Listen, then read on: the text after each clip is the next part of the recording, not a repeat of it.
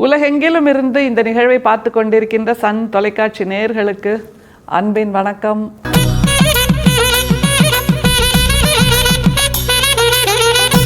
வள்ளல் பெருமானுடைய சிந்தனைகள் நம்முடைய சிந்தனைகள், வள்ளல் பெருமானுடைய கருத்துகள் நம்முடைய கருத்துகள் எல்லாம் சங்கமிக்கின்ற ஒரு பொழுது இது. பொதுவாக சித்தர்களே கேள்விகளால் ஆனவர்கள் அப்படிங்கிறது நமக்கு நிறைய பார்த்துருக்கோம். அதில் முக்கியமாக ஏன் அவங்க எளியவர்கள்கிட்ட ரொம்ப பாப்புலராக இருந்தாங்க, எளியவர்கள் சித்தர்களோட வரிகளை தொடர்ந்து பயன்படுத்திகிட்டு இருந்தாங்க தங்களுடைய வாழ்க்கையில் அப்படின்னு பார்த்தா, எளியவர்களோட கோபம், எளியவர்களோட கேள்விகள், எளியவர்களோட சந்தேகங்கள், இது எல்லாத்தையும் கேட்குறவங்களா சித்தர்கள் இருந்தாங்க. சாத்திரங்கள் பேசுகின்ற சட்டநாத பட்டரே வேர்ப்பு இறைப்பு வந்தபோது வேதம் வந்து உதவுமோ அப்படின்னு ஒரு சித்தர் பாடல் இருக்குது. ஏன்னா எல்லா நேரமும் சாத்திரமே பேசிகிட்டு இருக்கீங்களே, உங்களுக்கு வேர்ப்பு இறைப்பு நோய்கள் இல்லது மாரடைப்பு இதெல்லாம் வரும்போது அந்த வேதம் வந்து உதவுதா அப்படின்னு ஒரு கேள்வியை ஒரு சித்தர் கேட்குறாருன்னா, இதே கேள்வியை தான் எளியவர்களும் கேட்குறாங்க. அதனால தான் சித்தர்கள் சொல்லுகின்ற அந்த தத்துவங்கள் எல்லாவற்றையும் எளியவர்கள் ஸ்வீகரித்து தங்களுடைய வாழ்க்கையில் தினந்தோறும் பயன்படுத்தி வந்தார்கள் அப்படிங்கிறத நம்ம உணரணும். இன்றைக்கி நம்ம பார்க்க போகிற வள்ளலாரோட பாடலில் மிக முக்கியமாக நாம் எல்லாம் செய்கிற ஒரு விஷயத்தை பட்டியல் போடுறார். அதில் நம்ம உணர வேண்டியது என்ன தெரியுமா, வள்ளல் பெருமான் எப்படி மற்றவர்கள் சமூகம் என்னவெல்லாம் செய்கிறது அப்படிங்கிறத கூர்ந்து அவதானித்திருந்தார் அப்படிங்கிறத தான் நம்ம உணரணும். அந்த பட்டியலை படிக்கும்போது நான் கொஞ்சம் நகைச்சுவையாக இருக்குது, நாம் இதைத்தானே பண்ணுறோம் அப்படின்னு கொஞ்சம் தலைகுனிவாகவும் இருக்குது. அப்படி கூர்ந்து கவனித்து நம்மை நமக்கே கண்ணாடி போல் காட்டுகிறார் வள்ளல் பெருமான். பாடலை பாருங்களேன். போற்றுவார் போற்றும் புனிதனே, மக்கள் பொருந்து தம் தந்தையர் தமையே, வேற்று வாழ்வடைய வீடு தா, பணம் தா, மெல்லிய சரிகை வத்திரம் தா, ஏற்ற ஆபரணம் தா என கேட்டே இறங்குவார். இவை குறித்து அடியேன் தேற்றுவாய், நின்னை கேட்டது ஒன்று உண்டோ, திருவுளம் அறிய நான் அறியேன். பிள்ளை பெரு விண்ணப்பம் அப்படிங்கிற பகுதியில் 3517வது பாடலா வள்ளல் பெருமான் இதை பாடுறாரு. கடவுளே அப்படின்னு அவர் விண்ணப்பம் கொடுக்குறாரு. பிள்ளை பெரு விண்ணப்பம், அதில் விண்ணப்பிக்கிறார். எதை விண்ணப்பிக்கிறாரு? மற்றவங்கெல்லாம் வந்து உங்ககிட்ட நின்று எனக்கு வீடு தான்னு கேட்குறாங்க, வஸ்திரம் அதுலேயும் சரிகை மெல்லிய சரிகை போட்ட வஸ்திரம் தான் கேட்குறாங்க, பொன்னாபரணம் தான் கேட்குறாங்க.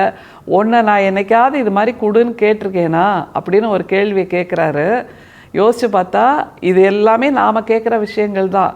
எனக்கு பொண்ணு ஆபரணம் தா, வீடு தா, வாகனம் தா, பேங்க் பேலன்ஸ் தா, இது தா அது தான்னு நாம் கடவுள்கிட்ட போய் அருளை கொடு என்பதை அருளை பொருளாக மாற்றி வச்சுருக்கோம். கடவுள் அருள் அப்படின்னா அது பொருள், ஈக்குவலன் டு பொருள் மட்டும்தான் அப்படிங்கிற ஒரு சிந்தனை நமக்கு இருக்குது. எப்படிப்பட்ட தவறான சிந்தனை அப்படிங்கிறது தான் வள்ளல் பெருமான் கேட்குறாரு. நான் இதெல்லாம் உன்னை கேட்டதே இல்லையே அப்படின்னு கேட்குறாருன்னா எதை கேட்டிருக்கிறார் வள்ளல் பெருமான்? அதுதான் நம்ம கவனிக்கணும். திரும்ப அவரோட பாடல்களில் நாம் என்னெல்லாம் கேட்குறோங்கிற பட்டியலை முதல்ல பார்த்துட்டு வந்துடலாம். போற்றுவார் போற்றும் புனிதனே, மக்கள் பொருந்து தம் தந்தையர் தமையே, வேற்று வாழ்வடைய. மக்கள் பொருந்து தம் தந்தையர் தனையே அப்படிங்கிறாரு. அதாவது மக்கள்லாம் ஒன்று அப்பா மாதிரி நினச்சிக்கிட்டு தகப்பன் மாதிரி நினச்சிக்கிட்டு வந்து கேட்குறாங்க. எதுக்கு கேட்குறாங்க? வேற்று வாழ்வடைய அப்படிங்கிறார்.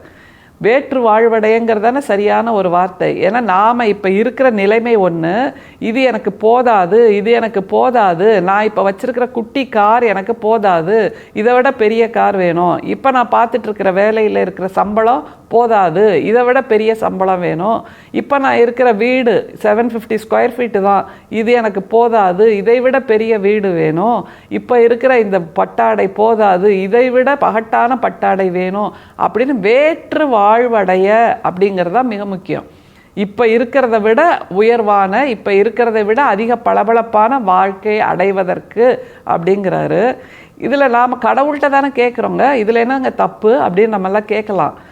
அப்படி கடவுளிடம் கேட்க வேண்டிய பொருளாக இந்த பட்டாடையும் இந்த பகட்டும் இந்த வீடும் இந்த வாகனமும் அதெல்லாம் சம்பாதிப்பதற்குத்தானே நம்மை மனிதராக படைத்திருக்கிறார். இல்லைன்னா நம்ம ஒரு 4 கால் நாயாக இருந்திருக்கலாம், இல்லை ஒரு காட்டில் இருக்கக்கூடிய சிங்கம் புலியாக இருந்திருக்கலாம், இல்லை ஊர்ந்து போகிற பாம்பாக இருந்திருக்கலாம்.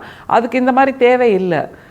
எனவே நம்மை கைகாலோடு சிந்தனையோடு ஐம்புலன்களோடு படைத்திருக்கிறது இயற்கை என்னும்போது நாம் தான் அதை உருவாக்கி கொள்ள வேண்டும், நாம் தான் அதற்கு உழைக்க வேண்டும்.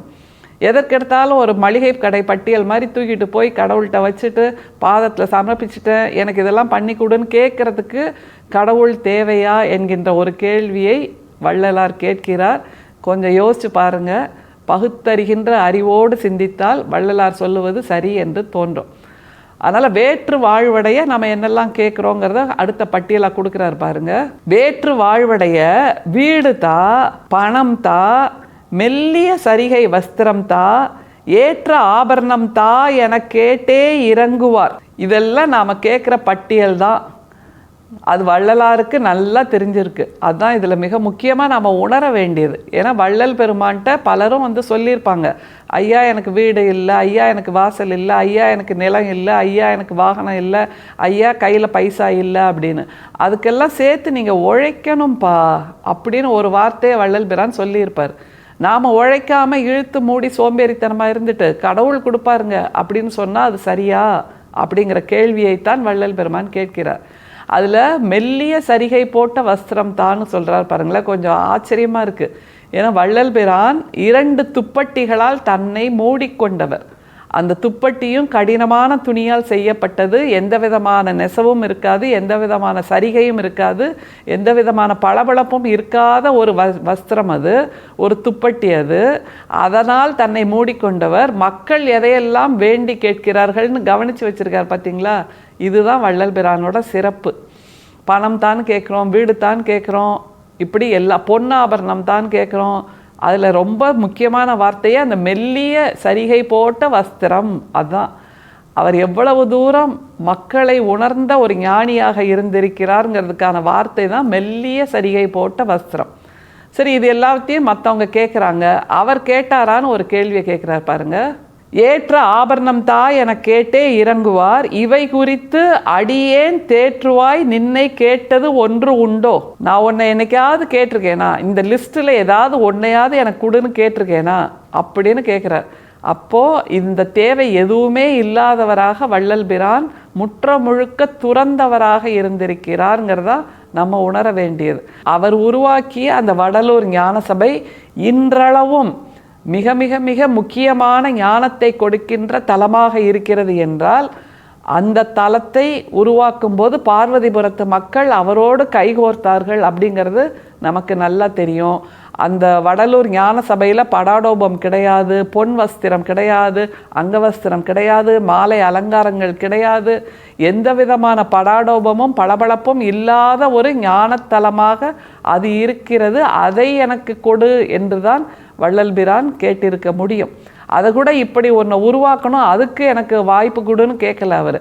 அந்த உருவாக்கத்திற்கு தேவையான அன்பை மட்டுமே எனக்கு கொடு என்பதுதான் அவருடைய ஒரே வேண்டுதலாக இருந்திருக்கிறது. அந்த வடலூர் ஞானத்தலம் முழுக்க அன்பால் நிரம்பி இருக்கின்றது. எனவே நாம் மற்றவர்களுக்கு கொடுக்க வேண்டியதும் மற்றவர்களிடமிருந்து நாம் பெற வேண்டியதும் அன்பை தவிர வேறு எதுவுமே இல்லை என்பதைத்தான் வள்ளல் பிரானோட இந்த பிள்ளை பெரு விண்ணப்பம் நமக்கு உணர்த்துகிறது. நாம் உணர வேண்டிய நிலையில் இருக்கிறோம், உணர்வோம். அதுதான் மிக முக்கியம். அருட்பெரும் சோதி, அருட்பெரும் சோதி, தனிப்பெரும் கருணை, அருட்பெரும் சோதி. மீண்டும் சந்திப்போம். நன்றி, வணக்கம்.